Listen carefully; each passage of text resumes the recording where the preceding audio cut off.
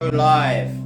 Let's talk about mastering energy mastery. This is going to join us. Before I start, I'm just going to do a bit of breath work.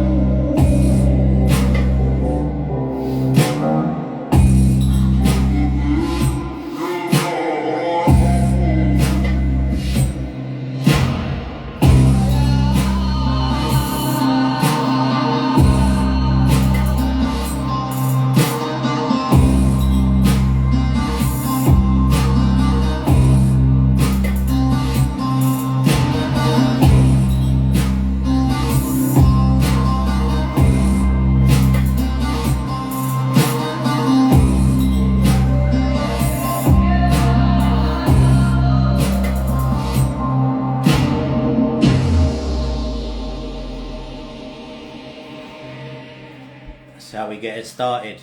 How's it going, everyone? Much love. Just balancing the energies.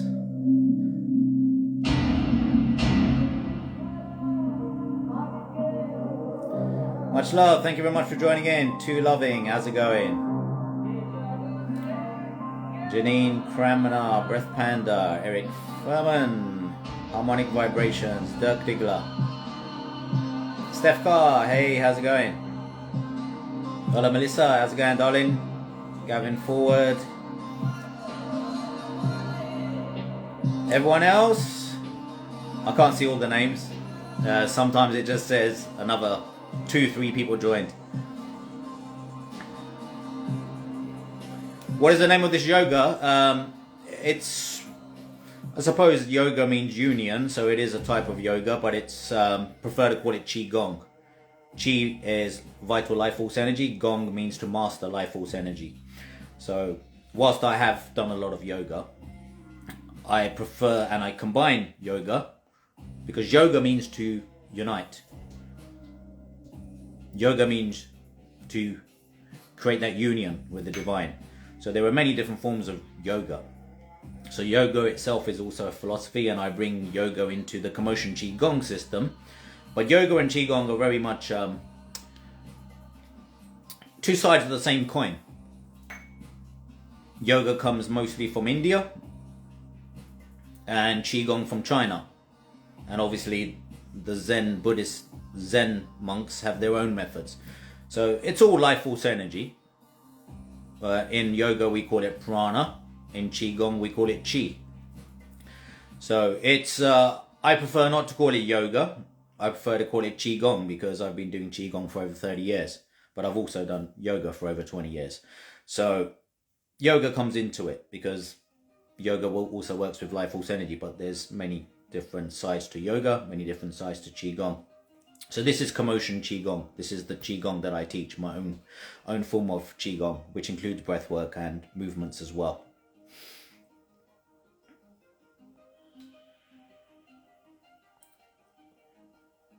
But Qigong is a lifestyle. Kambo Qigong is a lifestyle, so it incorporates the 5 elements of magic, the water, Qi, the fire, Qi, the earth element, right? The air element and the spirit element. So those 5 elements, usually associated with the pentacle in magic, ceremonial magic, that's what we use in Kambo Qigong.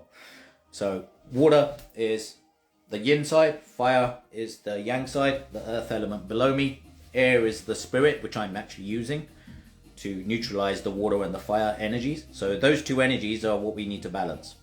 And then once we bring those into equilibrium and balance, we connect with spirit, which is above. So that's the Commotion Qigong system. This is what I teach in my live classes in the Commotion Qigong Mastery Commune. So I do 2 live classes every week in that, and it's what I teach in my online courses. So I have my own breathwork and my own Qigong, but I have learnt from many different masters.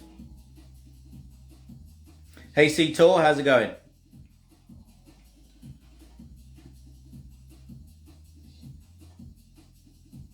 Right, so energy mastery, that's the question today. It was a question. So I had a question. So I get a lot of people, not necessarily always, but a lot of Kundalini awakened people. So me being Kundalini awakened, I understand not only how to awaken and activate Kundalini, but what I teach people how to do, activate the Kundalini and awaken the Kundalini, but also at the same time master your energy after a Kundalini awakening, because it's even more important after. So higher consciousness and spiritual awakening doesn't come without access to more energy, because everything is energy. So when you work on yourself mentally, physically, spiritually, you will develop, especially when you do spiritual practice like Qigong, yoga. Those are the main spiritual practices, okay? Or, I suppose ceremonial magic as well, because you're also bringing in energies. So everything is energy. So with Qigong, yoga, ceremonial magic, we're always working with energies, okay? So energy is everything. So your thoughts are energy, your feelings are energy. So we just label shit. We just label things. We label them as positive thoughts, negative thoughts, but really it's just energy, or positive feelings and negative feelings, but really it's just energy, right? So you can label it what you like, but when we work with life force energy, we get away with the labels and we work with what's true, which is everything without the labels, which is just the energies. So without a doubt, as you raise your consciousness and expand your awareness, you're going to also feel more energy. You're going to become more receptive to the energies. So emotionally, mentally. So this is why a lot of people do struggle when they walk this spiritual path of awakening, because they don't actually have the tools to do what they need to do, which is master the energies. So I always say, look, if you're going to walk the path, walk it properly. Otherwise, don't fucking walk it at all. Because most people can't handle it. That's the honest truth. But the thing is, once you start awakening, you can't stop. Once you start to walk that path, you're going to get a taste for it. And you're never going to want to stop. So that's what happens. Okay, just bear with me a second. I don't know why this heating has come on. Why the hell is the heating come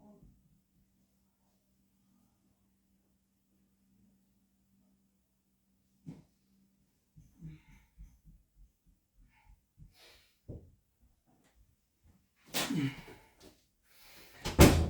Yeah, really don't need the heating on. It's way too hot.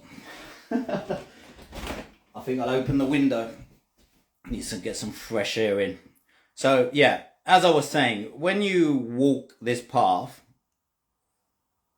now many of you are walking it, that's why you're here. I mean, it's very unlikely that you're on my page or on my lives if you're not walking some kind of path towards awakening, or the spiritual path, whatever you want to call it. It's highly unlikely, okay? But some people do just flick channels and they end up in lives. Hello. If it's one of you, but majority of you, I think, are on the path to some extent. Hey Vanch, how's it going?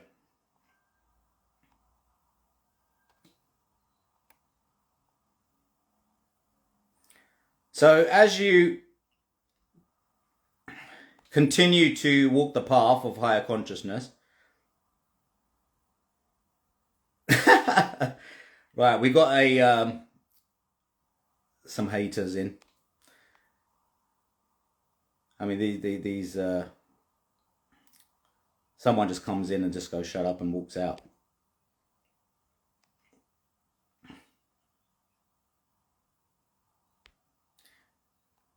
Yeah, this is why I do my classes in a private community, because we don't get any of these idiots. So it's easy enough to block. It's got the power man in my hands. There we are, block.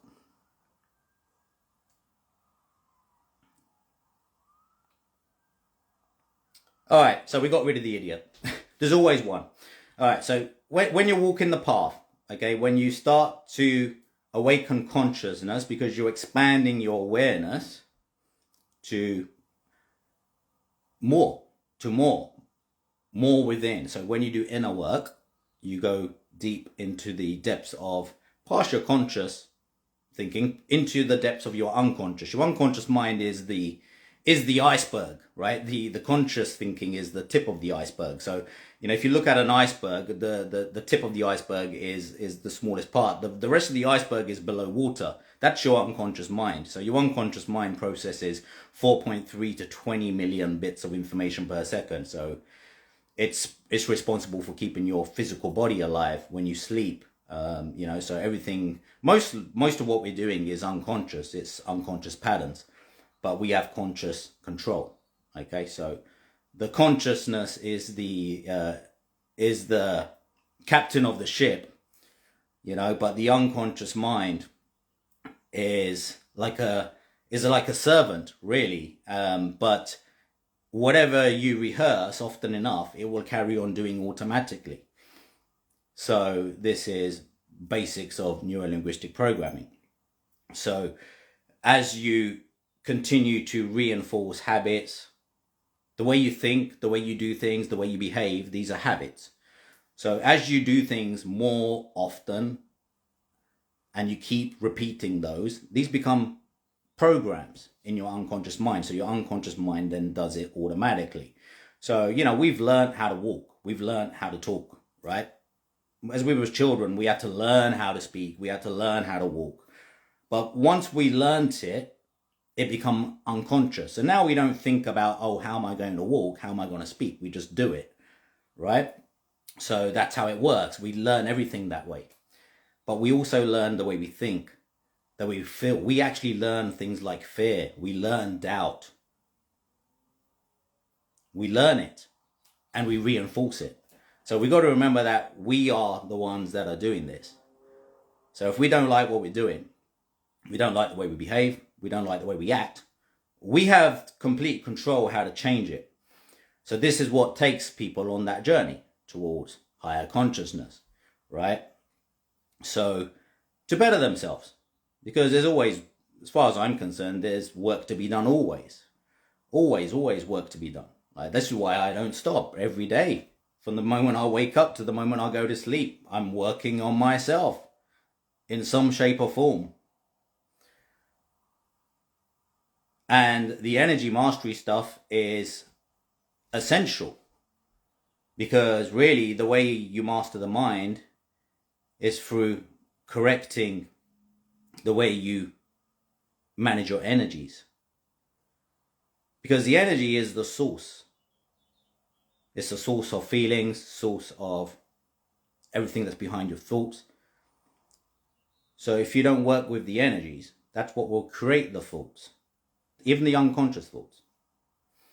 So yes, we do inner work, like meditation, for example. So meditation is like typically where most people start, right, with inner work. You have to go within first to find out what's there. But I was actually doing a live yesterday on this and it didn't record. So if anybody didn't join it, but I was talking about shadow work. The most important, the importance of doing shadow work, because we have the ego identity, but we also have the shadow, which we've got to process. And the shadow is what is revealed to us. These are all the parts of us that we repress and we reject. We typically try to shy away from dealing with. But when you start a path towards higher consciousness, you will have to do the inner work, and you will have to therefore do the shadow work. And the shadow has to be integrated, not something we fight against. It's something that we integrate. So within the shadow is the keys, really, to where we want to go to. The ego identity, that's like the character we play. Okay, that's the way I look at it. The character we play, the identity. But that also has its own limitations because it has to fit moral standards. It has to fit the codes of society on what people think is right and what the world thinks is right. So you got to fit into that so you're not a fucking idiot, right?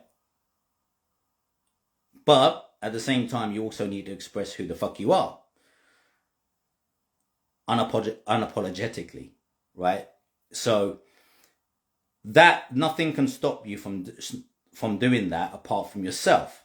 And it's your doubts and your fears that will hold you back. So your doubts, your fears are within the shadow.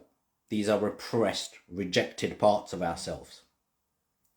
So the more we repress, the more we reject that part of ourselves, the more we would have to face these doubts and fears. So whenever you face doubt and fear, without a doubt,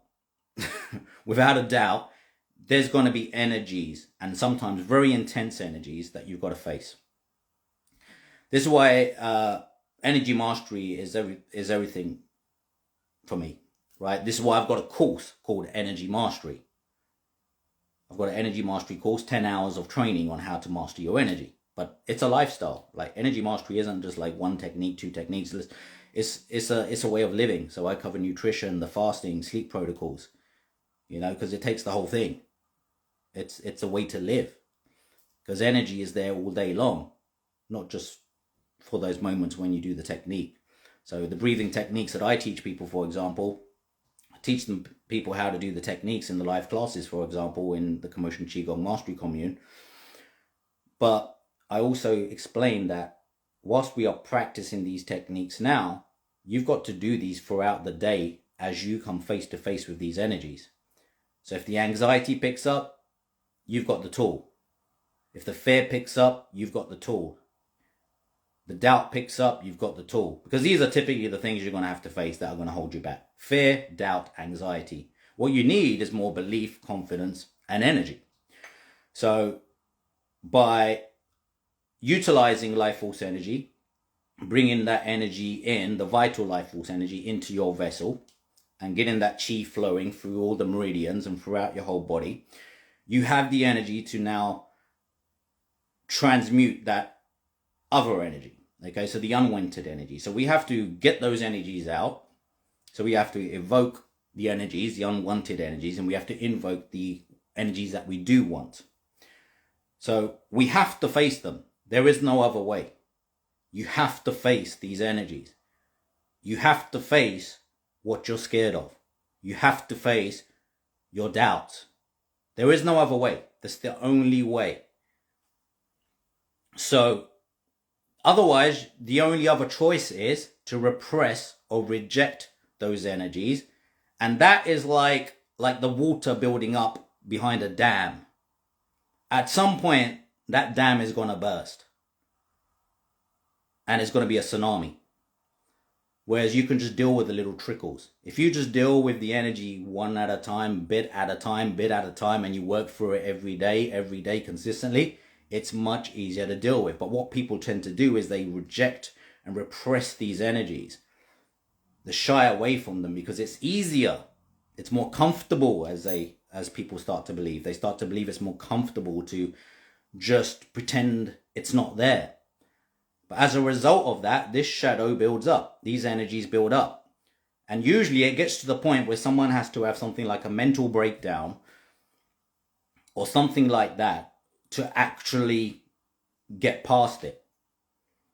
So to avoid that, it's always better to keep working with it bit by bit. It's much more manageable.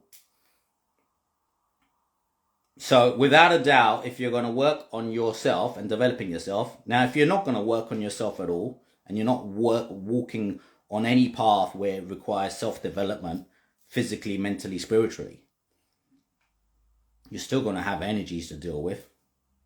You're still going to have thoughts that you don't want, emotions that you don't want. But you can't reject what you don't want. You have to allow it.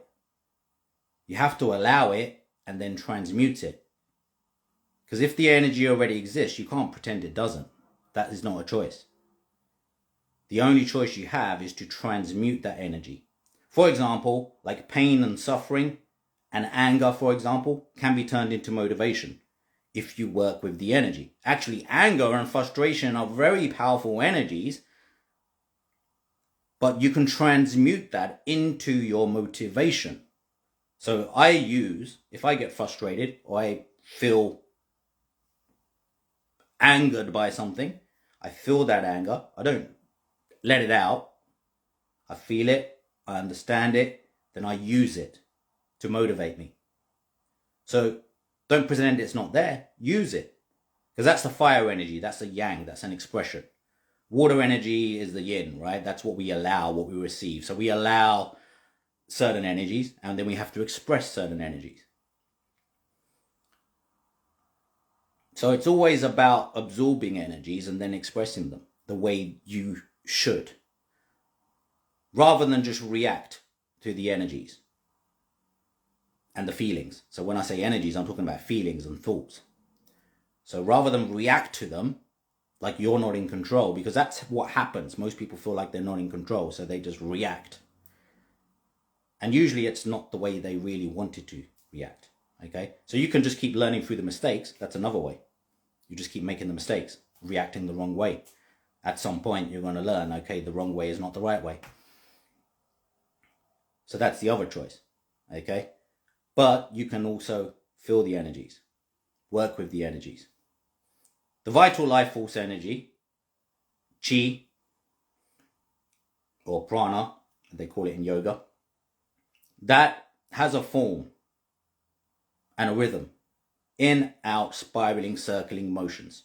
Okay? That's why when I do my breath work, I do breath work typically with movement as well. Okay? Not just sitting down breathing. Okay? Or I will focus on the energy, moving energies from the upper dantian, middle dantian to the lower dantian, the storage area for chi. So the postnatal chi is there, which is what you're born with. The prenatal chi is there, which you're born with, and the postnatal chi is what we get from food, drink, from movement. So movement is medicine. Breath, okay, that's why I do a lot of breath work, but putting breath and movement together is even more powerful.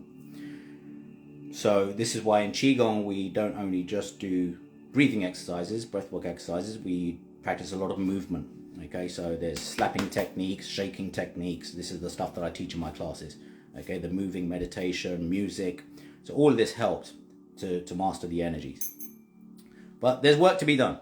So I just wanted to share this because I've had some people that are actually Kundalini awakened. And they, as I say, with higher consciousness, you're gonna feel energies more.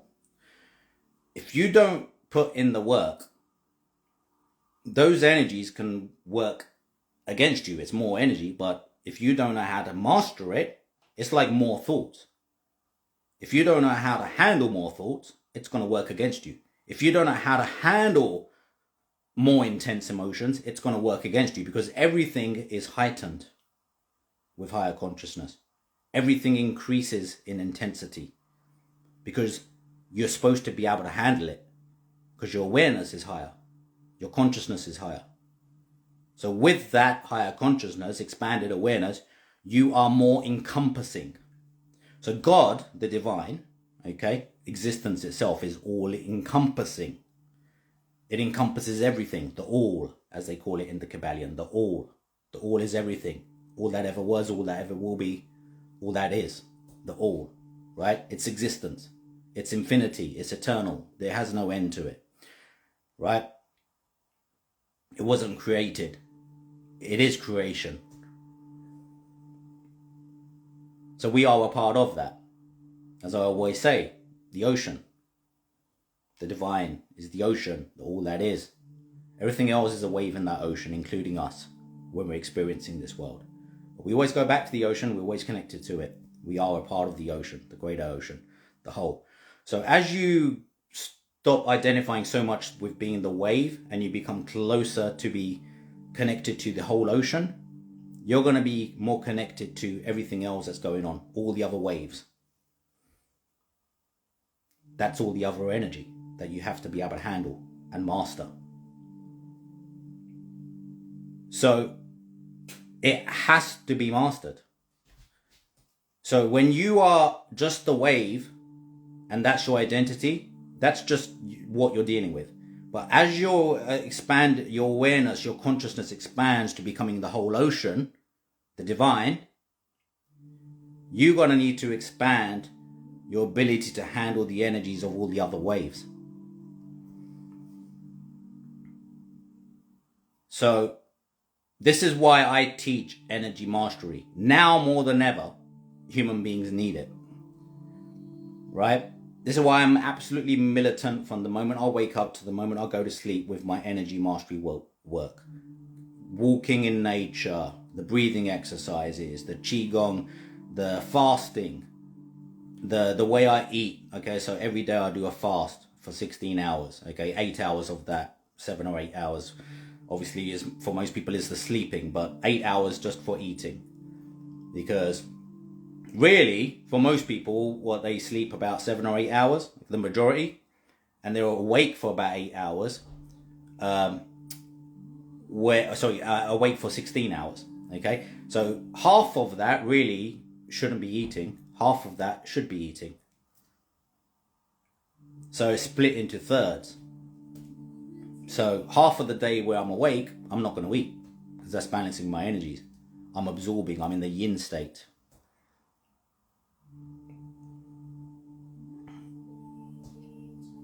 So then for 8 hours I'll eat.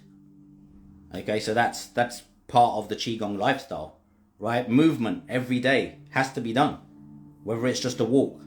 I typically go for a walk right now about three maybe 4 times a week. Also go to the gym for a workout. Not long, not too long, just like 30-40 minutes at most. Okay, I don't work out like 2 hours or anything like that. There's time when I used to. I'm 45 years old. I just do, but I do enough, right? Stay on top of my energies. So, but working out is a great way. Like I do, qigong. It's not just soft martial arts; it's the hard martial arts too. So with kung fu, I express some energies. So sometimes I might have energies that I don't want. So I'll do some shadow boxing. I let it out with martial arts, right? Wing Chun. So some of you guys might have just seen a video where I was doing it on a reel. Okay, so I did Wing Chun Kung Fu since I was 14 years old. But I did karate, boxing, Wing Chun Kung Fu, Krav Maga. So that is a way for me to work with energies. So I'm not just sitting with them. Okay, like meditation is for beginners. Meditation alone, just sitting in meditation, that's for beginners, I say, because you've got to sit with yourself and go within firstly. But then stuff's going to come to the surface. And the more you do it, more stuff's going to come to the surface. The more you do it, more stuff's going to come to the surface. So now you've got to do something with it. Okay? So, especially if you've had traumatic experiences in life. Now, if you're just a yogi and you live in the jungle or you live in the cave and you don't live life, you can probably just sit and meditate all day long because you don't live life. But if you live life, you're more than likely going to have energies to deal with on a daily basis as well. In business, in work, stresses, relationships, things like that. So there's other energies. There's other energies, external energies you've got to work with all the time. So in the real world, you've got more energies to work with. Okay? It's great to shut yourself off from the world. I did that for a period of time. Again, I tend to, not for too long though. I mean, shut yourself off completely. Now, some people take the stance where they just go off grid completely and they decide not to integrate in the Western world or this world, the real world, so much. But look, the reality is I've got a wife and kids, I've got family, I've got businesses to run. Okay? I can't just run away into the jungle and live in a cave. So I've got to find real workable, practical ways to deal with energies. So for that, in this day and age, meditation alone isn't enough. It's a great place to start. So this is why breathing exercises, I do that. Not that I don't sit in meditation, I have to do that. I do that a lot. But I prefer dynamic meditation, like go for a walk, keep my eyes open, witness, observe the peace, the beauty, the serenity in nature. That's a Qigong, Commotion Qigong exercise. It's called dynamic meditation. Learn to meditate with your eyes open, because in this day and age, you want to be living in meditation. So this is how we master our energies, right? So thank you very much for joining in, everyone. So I just wanted to cover this topic, but it's absolutely essential that you understand, if you're going to walk this path, you're going to have to learn to deal with more energy. Okay? Because as you go into the depths of your unconscious mind, it's vast. As a neuro-linguistic programming therapist and timeline therapist, I know how vast the unconscious mind is. All your memories, all the past experiences are stored there. Okay? Everything that you've experienced is there. Everything that you are yet to experience as well. So the unconscious mind is a whole world in itself. It's connected to the metaphysical. Now there's a collective, there's your shadow there too, but there's a collective shadow too. There's a collective shadow, there's a collective unconscious mind, because everyone's minds are connected. So as we do this work, not only with ourselves, but also with others, we're helping the whole universe balance its energies. This is why I share the work that I do, because I know I'm not alone in this. Everyone is connected. I'm not the only wave in the ocean.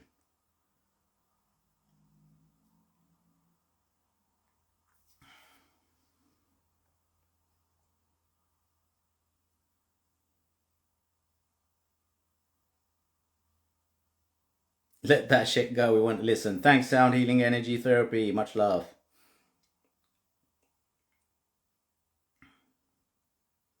Pranay, how do you see habit and spirituality? Well, we are habitual beings. We are creatures of habit. So we practice everything that we do. We're potentially building a new habit. The more you do anything, the more you think a certain way, it becomes a habit. The more you keep feeling a certain way, it becomes a habit. So, feeling depressed, I've been in depression, deep depression, to the point where I was suicidal at one point, right? So I got labeled with a depressive disorder. So I know how intense those energies can get. So, but I realize it's a way of thinking. It's the way of feeling. And there's only energy behind that. So the way I heal it is by keep working with the energy. So the habits that we have create who we are. We are habitual beings. Our habits and behaviors create who we are. We're human beings, right? So how we are being is based upon our habits and our behaviors. That's the definition of how we are being. How do we behave? How do we act? What actions do we take? What are we doing, right?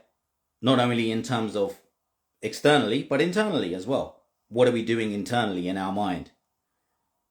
How are we thinking? So the doing isn't just out here, the doing is in here too, right? What are we doing in here? What are we doing in here? It's all habits. So the good thing about habits is that they can be changed. And that's in our conscious control. So consciousness is beyond everything. So consciousness, the witness, the observer, pure consciousness, right? Now I'm not talking about what's within the realm of consciousness. I'm talking about pure consciousness, which is all encompassing again. All is mind, Hermetic principle number 1. That is all encompassing. So if we can understand our habits, our behaviors, what serves us, what doesn't, that's the question. The only thing I really keep asking myself, and this is the way I keep working on myself and keep developing myself, is I keep asking myself, out of my habits, because I can always find something that I'm not doing as well as I can. Always. I can always find something that I can do better.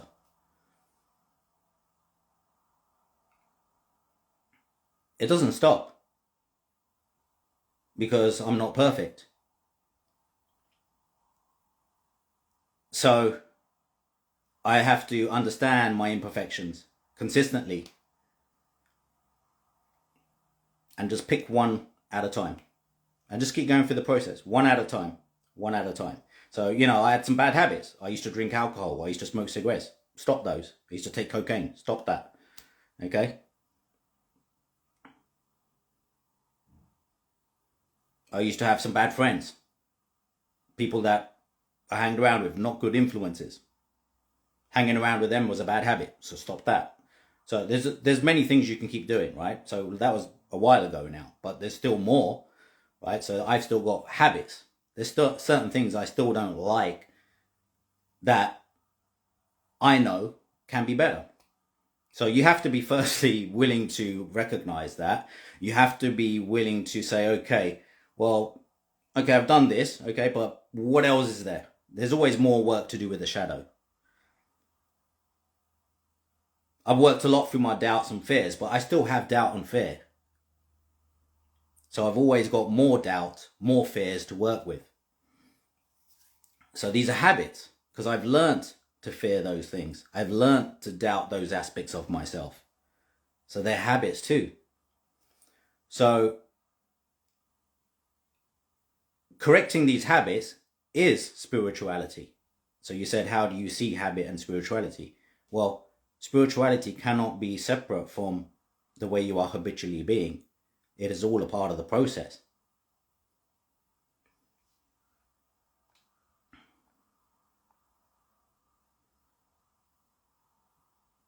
I will save the lives. Thank you, Ali. Yeah, yesterday's didn't save. So I'm going to make sure I don't do anything stupid. I usually just close it and it saves. For some reason, yesterday's one just kept saying it's still processing. How can I stop myself when I'm triggered from reverting to my old ways? Firstly, recognize what is the trigger. So, not the fact that you are triggered. What was the trigger? Are you bup, right? Are you bup? Sorry, I don't know how to pronounce the name. But what was the trigger? So you're always going to have triggers, right? There's always going to be a trigger to some doubtful thinking. There'd be some trigger to maybe some frustration. There'd be some trigger to anger. So firstly, be specific, okay? Be specific with what kind of trigger, what specific situation, refer to one. Like you would have a past memory of I'm just moving around because this actual camera is too low. So I'm actually standing like this. That's why I'm moving around a lot. I'm trying to get comfortable because my tripod fucking broke. So, so I can't bring it up any higher. So I'm having to sort of like bring myself down. And I prefer to stand up and talk because the energy just flows better. I used to do some sitting down, but I prefer to do them standing up. I just need to get this tripod fixed. It's a bit hard. So yeah, firstly, just understand I'm like doing the splits at the same time. So I'm actually like standing like this with my legs like this. I'll try to stand like this. Right, so what is the trigger firstly? So you're going to have loads of triggers to work through. Okay, this is why the shadow work, it's like, there's always more. This is why I keep saying there's always more work to do. So, it's not that I don't get triggered anymore. Okay, I can still get triggered. But I just keep recognizing every time I get triggered, how did I feel and what was the situation that got me triggered? Was there something someone said? What did they say? Be specific about it. Understand what's triggering you. Firstly, you need to understand the trigger. Because being triggered is the result. You need to understand the trigger. What is the trigger? Right? So, for example, like, when I first started Instagram, back in June 2021, I didn't really have a social media presence like I have now. Like I've got over 100,000 followers on Facebook, 77,000 on Instagram. Okay, you get lots of comments, lots of things like that. So initially, there will be some things people will say will trigger me, like comments and things like that. But I got to the point where I just work through the triggers again and again. Like somebody just came in here earlier, just told me to shut up and try to trigger me, right? But I'd learned to just block. I'm a martial artist. One of the greatest things to do when you get attacked is block or get out the way. So, or just leave them to it. Leave the idiots to it, right? But, you know, in a live, I typically block them because they just ruin the whole experience for everyone. But if it's a comment, what's getting hurt? What's getting hurt really is the ego, the identity, right? So that's the only thing that really can get hurt is the ego. The ego is what gets triggered.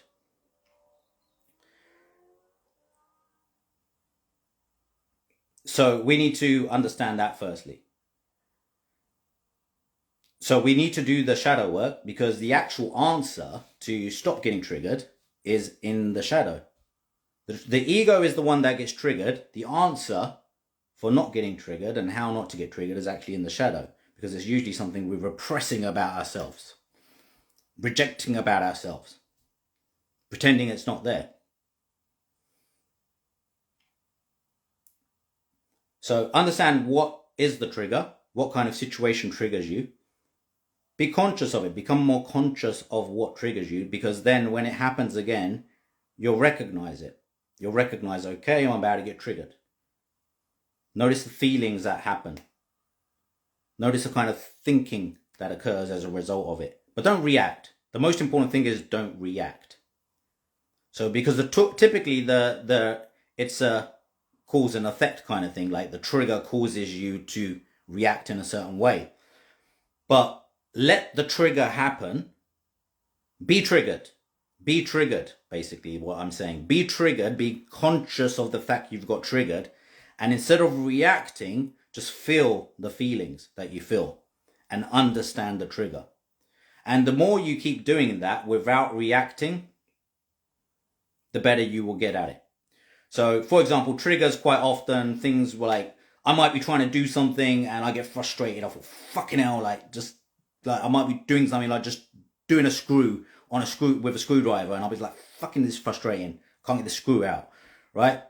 Recognize that I'm getting frustrated. I'm just using that as an example, right?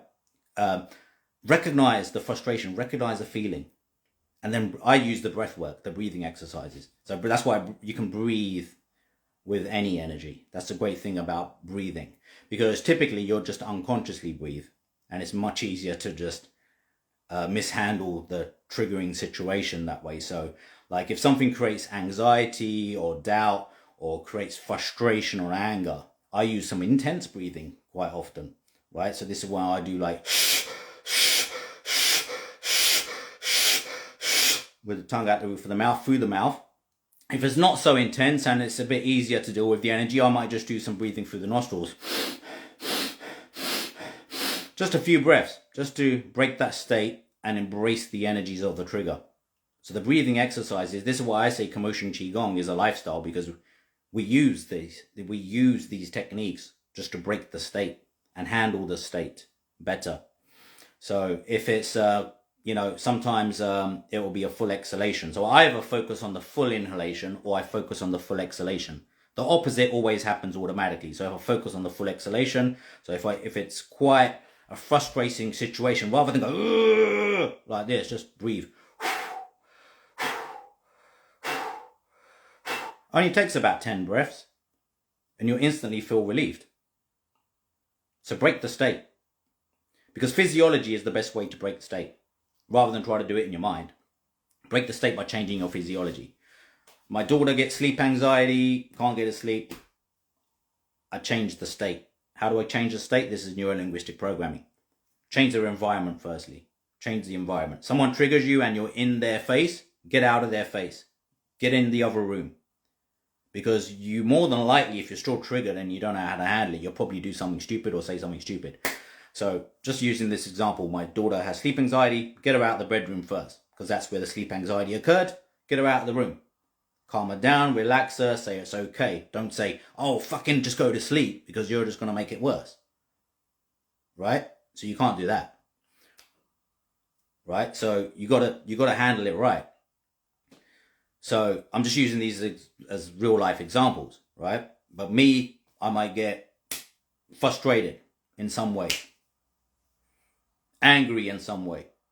Sometimes I might just have a really shitty, stressful situation in my business. For example, I'm a financial trader. I might have a really shitty trade and I lose lots of money. And it happens.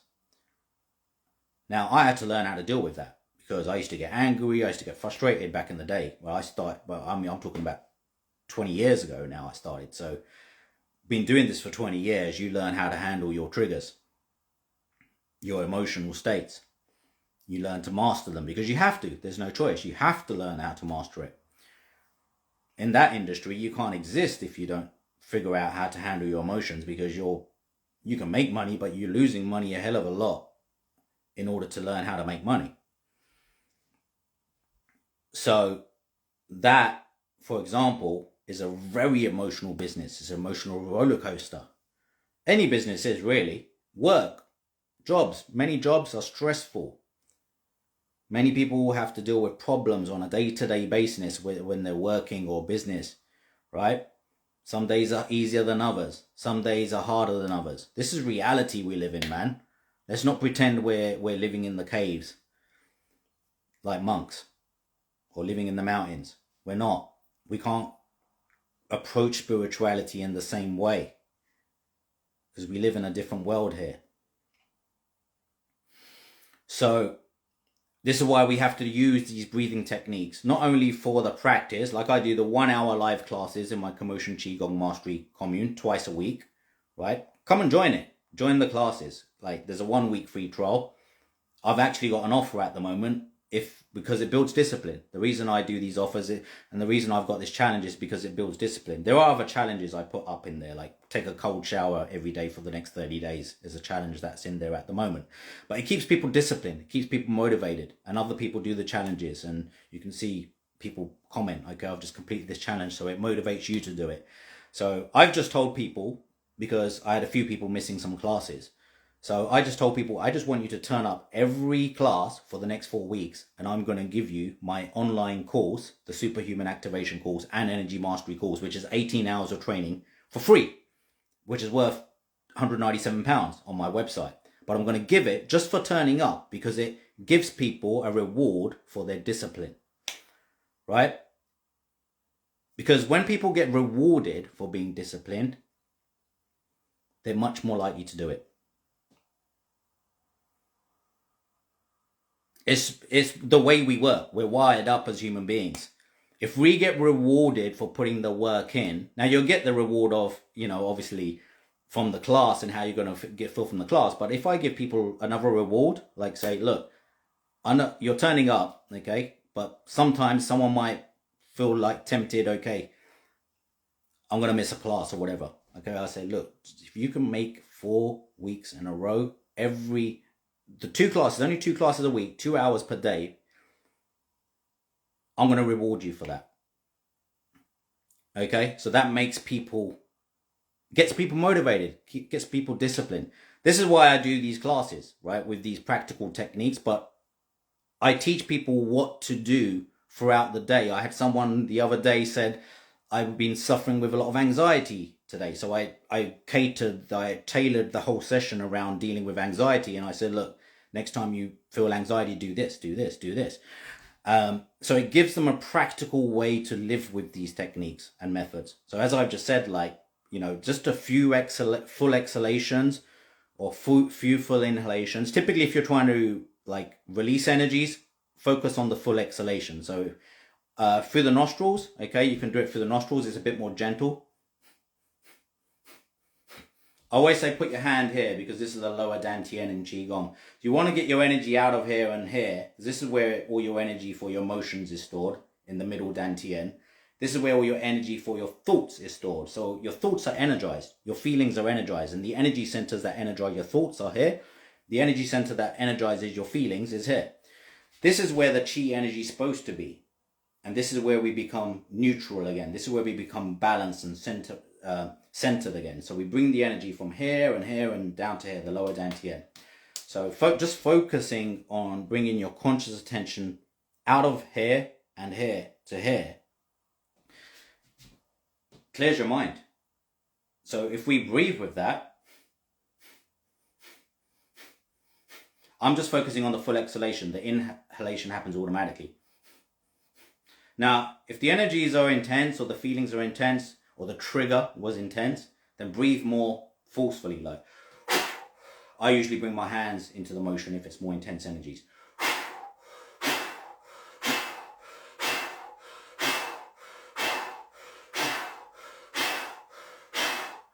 Just doing that 5 times makes a difference. Do that 10 times.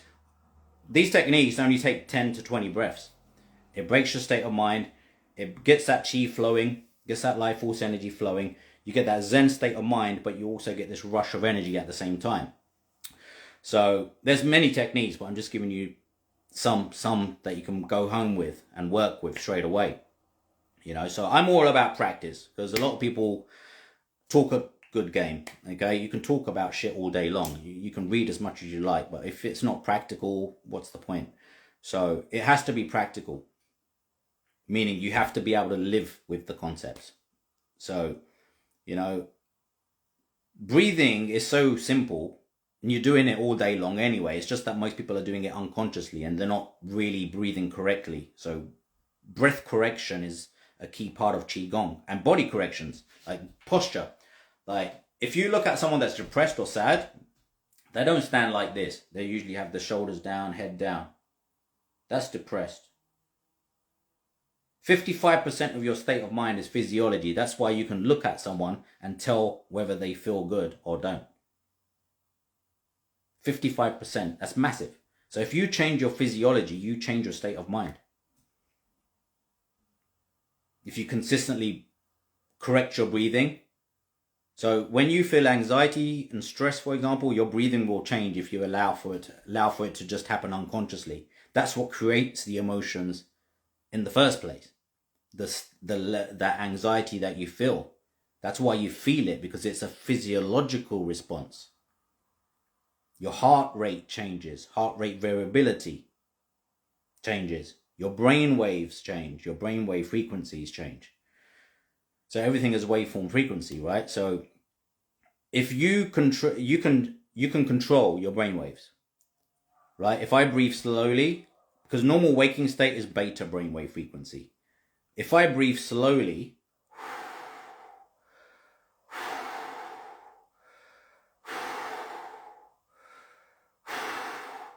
I've instantly lowered my brainwave frequency to alpha brainwave frequency. If I keep doing it, I'll go down even lower towards trance-like state, theta. Now, if I want to increase my brainwave frequency, because sometimes we need to get shit done, we don't really want to feel relaxed, we want to feel energized, we want creativity, more inspiration, right? Then we want to get into gamma brainwave frequency, which is actually a faster brainwave than normal beta brainwave frequency, so it's above 30 cycles per second. And for that, actually, when you work out, or you go for a run, or you go to the gym, whenever you do something which gets your body moving and your heart pumping, you actually start going into gamma brainwave frequencies. So actually, you can induce that just by breathing more intensely, because what happens when you work out? You typically breathe more intensely. So if I'm just walking, I'm just like, but if I go for a run, I'm gonna go, right? If I'm working out, I'm gonna go. So without the workout, you can just do the breathing bit. So, but you get the same benefits, and it doesn't take a lot of breaths. So it's actually quite genius, the whole Commotion Qigong system, when you think about it, when you put it into practice and actually work with it. That's why people are quite shocked when they put it into practice, how effective it actually is. But look, I don't just read shit, I live this shit. There's a big difference. So that's how I know it really well.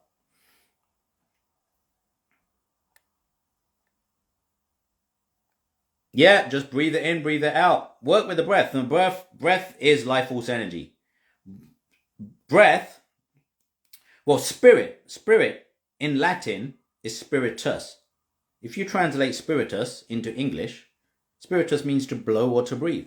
So your breath is a connection to spirit. Breath is spirit. Life force energy. Right? And the Commotion Qigong system, we work with the water element, the fire element, the earth element, the air element, which is a neutralizer. And then we connect with spirit.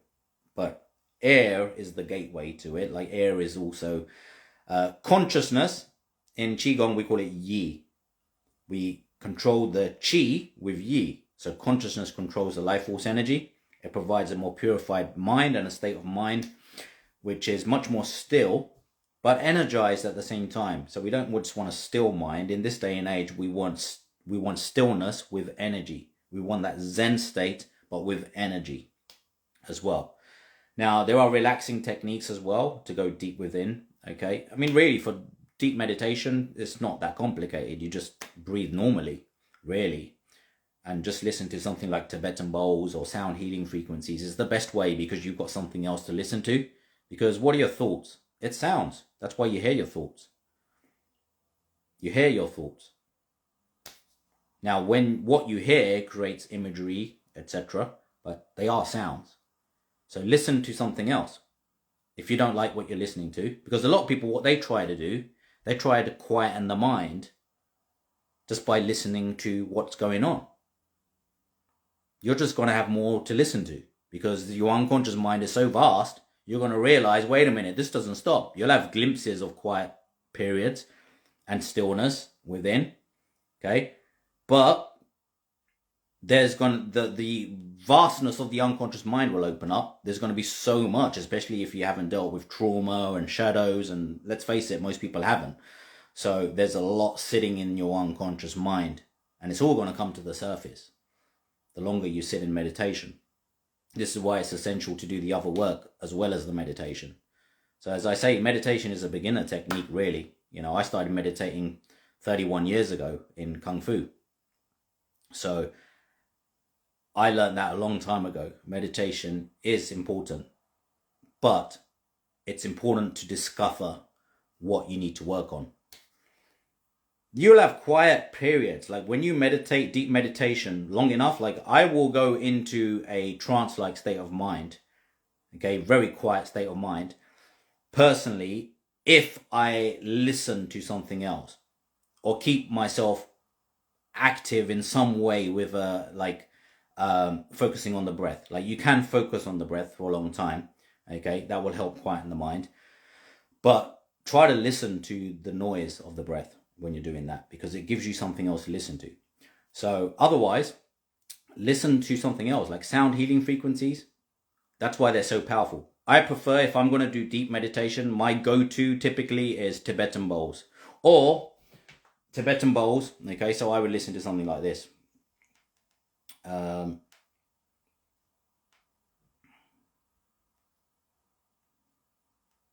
Or even something like this. The divine name I am.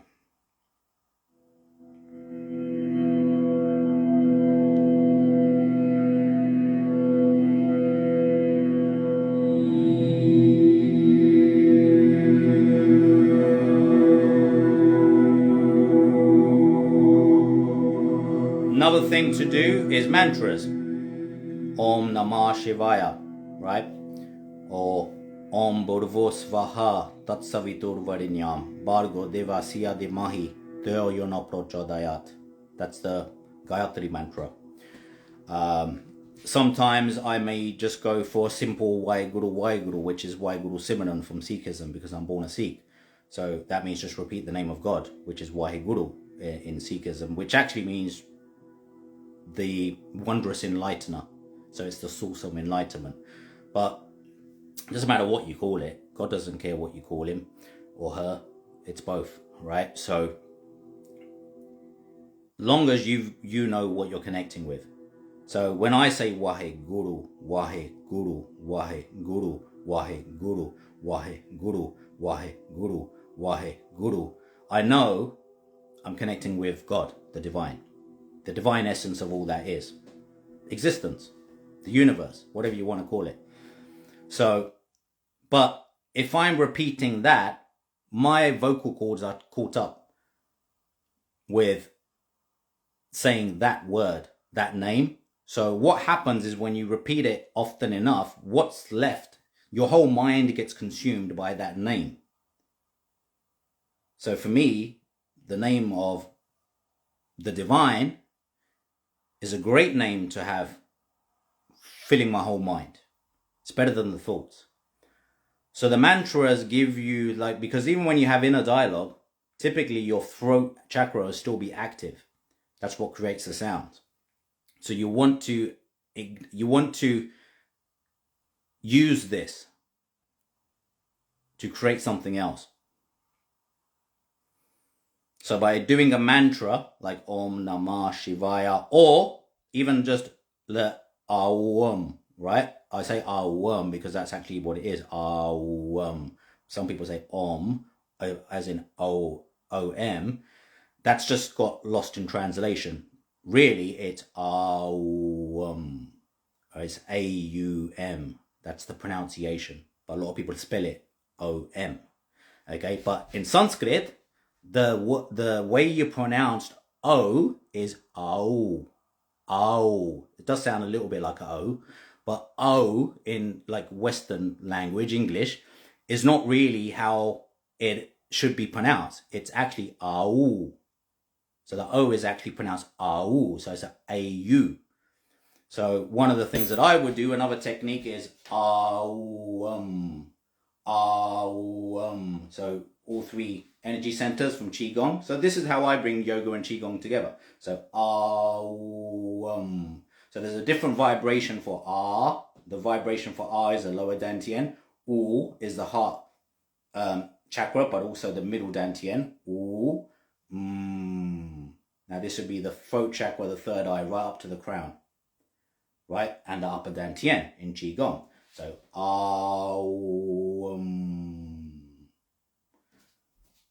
that's the correct way, in my opinion and my experience, how to practice the meditation or mantra.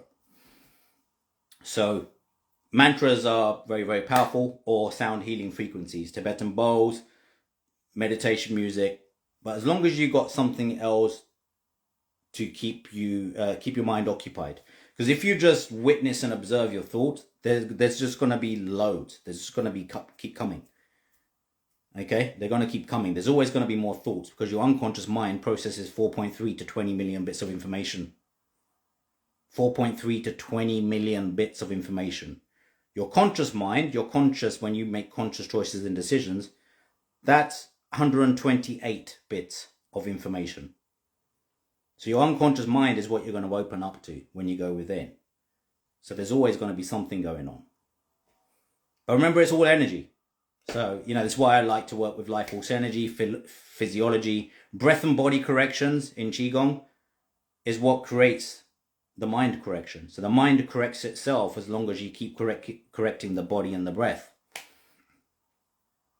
It's a foundational concept of Qigong.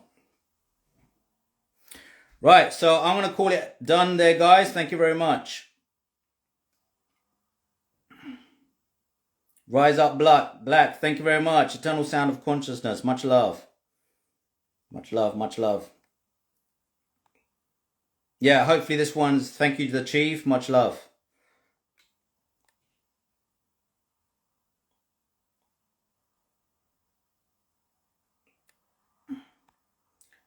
How one spends just 8 hours eating. Not like 8 hours eating consistently. There's an 8-hour window for eating. So within 8 hours, for example, I won't eat anything all day. I might wake up at 6 a.m., for example, 6:30 a.m. I won't eat until about 2 o'clock in the afternoon. And then from 2 o'clock in the afternoon up until 10 p.m., within that window is where I feed. It's called a feeding window. I don't just eat non-stop for 8 hours, just to clarify that. Thank you, Hola Melissa. Much love. Yeah, you're in the classes, so you know what it's all about, right? In the Commotion Qigong commune. Again, come and join the classes. Get a 1-week free trial and join the challenges. Get disciplined, get motivated. If you want to get serious about doing this work, there's no better way to join some classes, just like a gym class, right? martial arts class. That's what it is, man. You got to do it with discipline. Seriously. How do we keep our pineal gland activated and clean? Well, what I do in my classes with the breath work, the qigong stuff, we activate the third eye. So by bringing our yi to qi, the consciousness to the life force energy, you will actually start to see life force energy. But first you have to learn to bring your consciousness to the life force energy by feeling the life force energy and embracing the life force energy. The more you feel it, the more you embrace it, you will see it. So as you see life force energy, your third eye is being activated. So every one of my sessions activates your third eye, your kundalini, if it's not already awakened, or helps you balance your energies if you are kundalini awakened. But also at the same time, it activates your light body and your biofield, because that's what we work with the Commotion Qigong system. So breathing exercises, like the cerebral spinal fluid travels up the spine and it activates the crystals on the pineal gland. There's a specific technique that I teach, which is quite intense breathing, but then we hold the breath. That the holding of the breath at the end of the technique is what activates the crystals on the pineal gland. So you got to learn the right techniques to do it. But decalcification for the pineal gland, some shilajit, Himalayan shilajit. Just get a bit of that, put it in some hot water, or put it in your coffee or tea. It tastes better if you put it in coffee or tea. But a little bit of shilajit resin, get the resin, and mix that in there. Help decalcify your pineal gland. That's how I do it. That's how I done it. So I still take shilajit most days with my coffee or tea or something like that. Or sometimes I used to just eat it. It's resin. It's like a thick paste. So the other thing, chaga mushrooms. What's the other one? Pineal pollen as well. There's a product by Primal Alchemy. It's called pineal pollen. It actually has ashwagandha root, the shilajit, and chaga mushrooms in there. So it's a blend of three things. So that will activate your pineal gland, well, decalcify your pineal gland, and just cut down fluoride. So no fluoride toothpaste. I only drink filtered water, like purely filtered water, 5-stage filtered, and don't drink tap water. My tap water here is quite bad, so I don't drink it because it's got so much fluoride in it. So try to avoid that, because the more fluoride you get and the more calcified it gets. It's not that you can't have fluoride at all, okay? It's just you just gotta, when you're decalcifying, you just need to reduce it.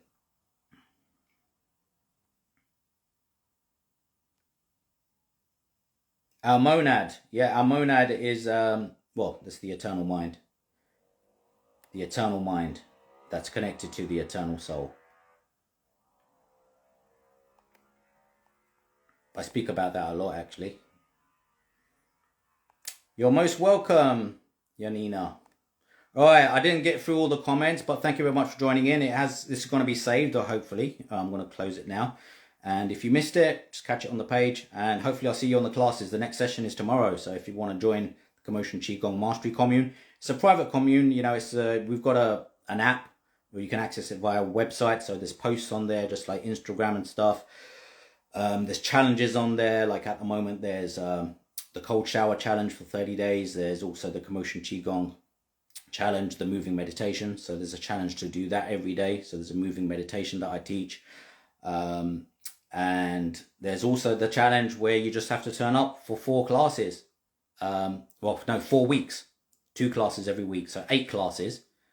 And as long as you sign up before the end of the month and do it, so it's open, that challenge is open, you get access to that whole 18-hour course that I'm talking about, which is my flagship course, the Superhuman Activation course, which is shadow work, kundalini activation, pineal gland, third eye activation, light body activation, as well as energy mastery, covering the fasting, the nutrition, the breathing exercises for yin and yang state. So we have to master both, the yin and the yang. So the yin is the more relaxed state, yang is the energized state.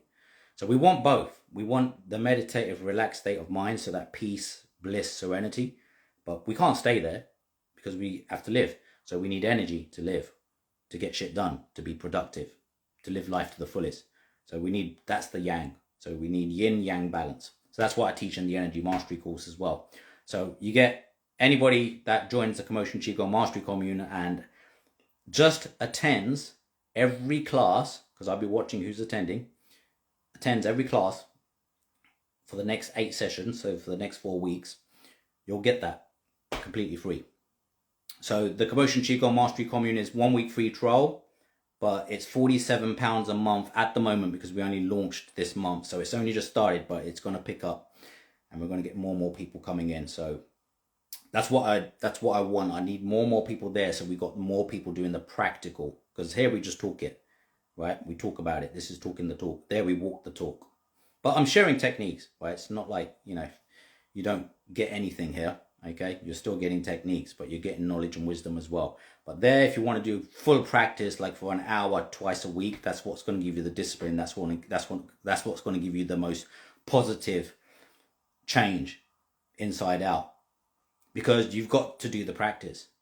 As I said, with higher consciousness is going to come with more energy. So you need to learn how to master the energies. All right, much love. Thank you very much for joining in.